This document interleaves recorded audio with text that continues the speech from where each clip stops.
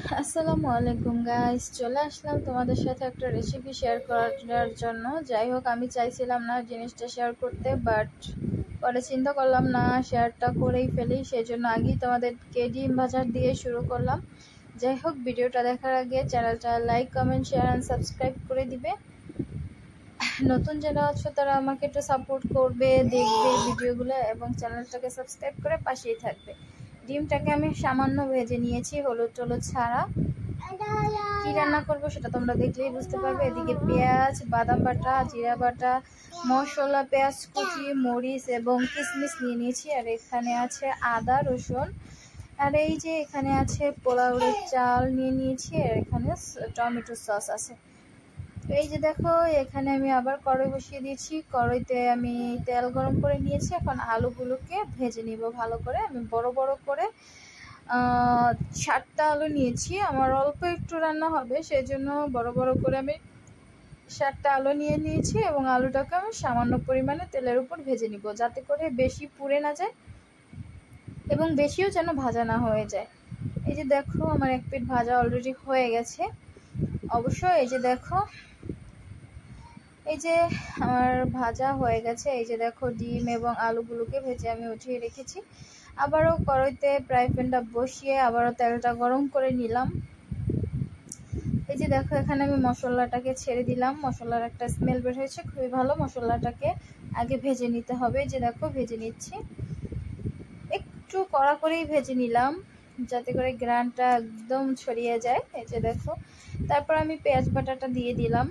এই যে দেখো, পেঁয়াজ বাটাটা দিয়ে দিলাম। এখানে আমি 2 পদের পেঁয়াজই অ্যাড করব, কুচানো পেঁয়াজ এবং বাটা পেঁয়াজ। এই যে দেখো, আমি এখন নেড়ে চেড়ে ভেজে নিব আগে একটু কিছুক্ষণ, তারপর আমি কুচানো পেঁয়াজটাকে দিয়ে দিব। যাই হোক, আগে নেড়ে চেড়ে ভেজে নিতে হবে।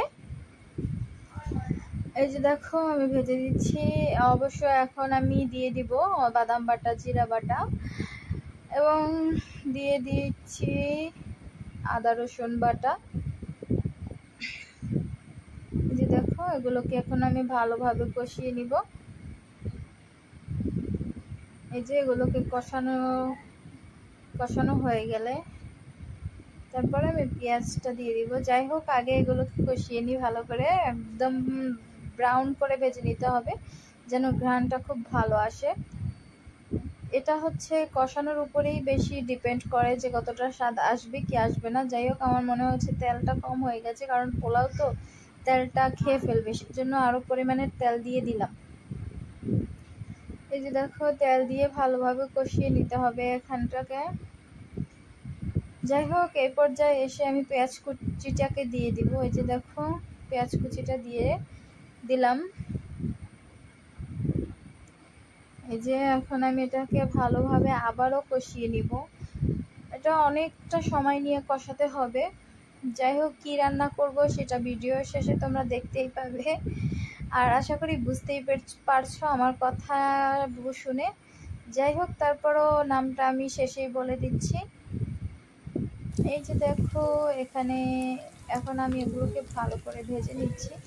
এখন আমি 1 চা চামচ পরিমাণে হলুদ দিয়ে দেব এবং 1 চা চামচ পরিমাণে মরিচ দিয়ে দিব। এখন হলুদ মরিচ আমি বেশি অ্যাড করবো না। যাই হোক, এই যে আধা চামচ পরিমাণে ধনিয়া গুঁড়া দিয়ে দিলাম, স্বাদ মতো লবণ।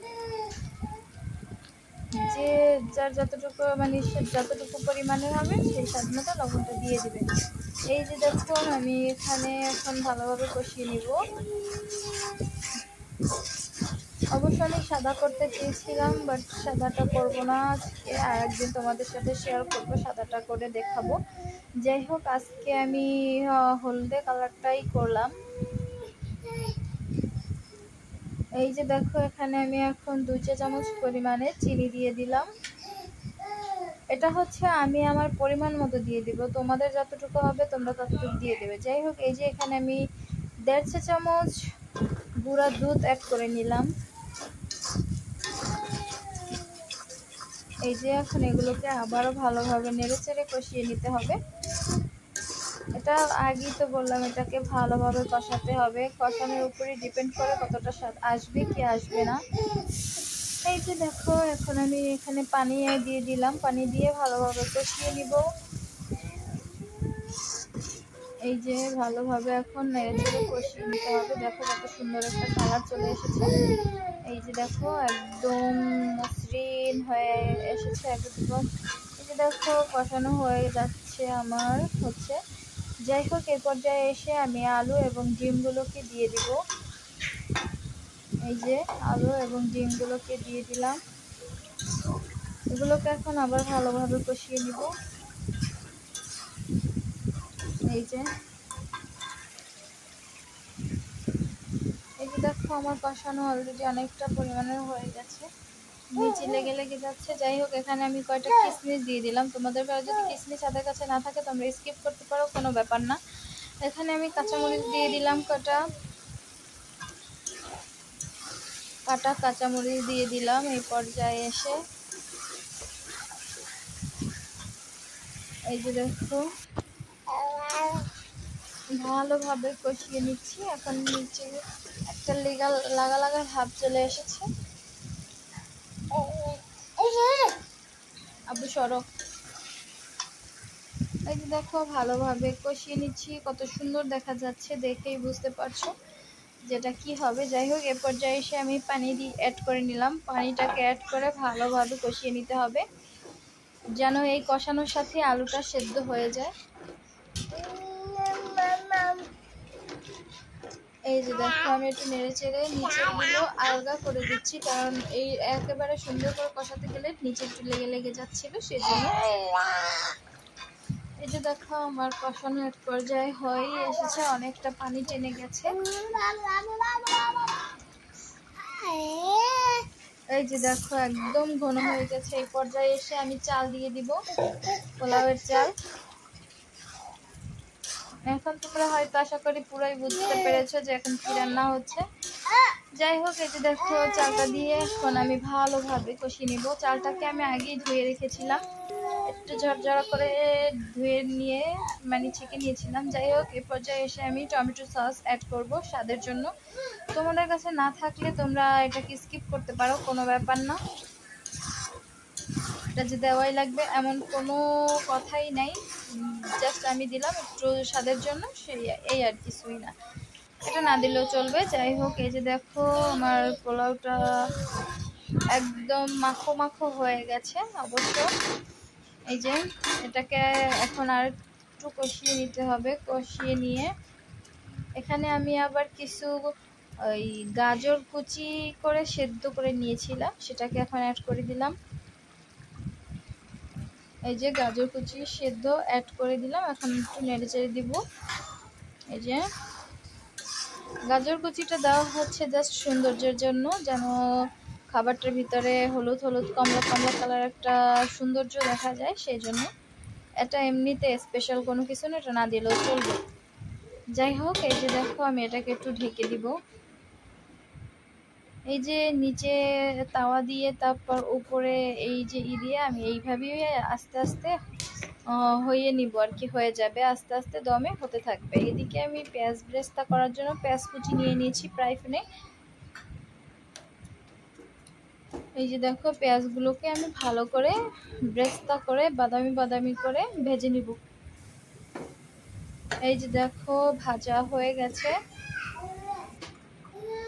এখানে আমি পোলাওটা এখন অ্যাড করব। এই যে এখন আমি দেখো পোলাওটা হয়ে এসেছে অলরেডি। দেখো আলুগুলো কতটা পরিমাণে সেদ্ধ হয়েছে, নাড়ার সাথে ভেঙে যাচ্ছে, মোমের মতো সেদ্ধ হয়ে গেছে। এটা অলরেডি হয়ে গেছে, আর একটু টানিয়ে নিব, আঁচেই থাকবে, হয়ে যাবে ইনশাল্লাহ। এই যে দেখো ঢেকে নিয়েছিলাম, আবার উঠিয়ে নিয়েছি। এই যে দেখো আমার পোলাওটা হয়ে গেছে। এভাবে তোমরা বাসায় রান্না করে খেয়ে দেখবে।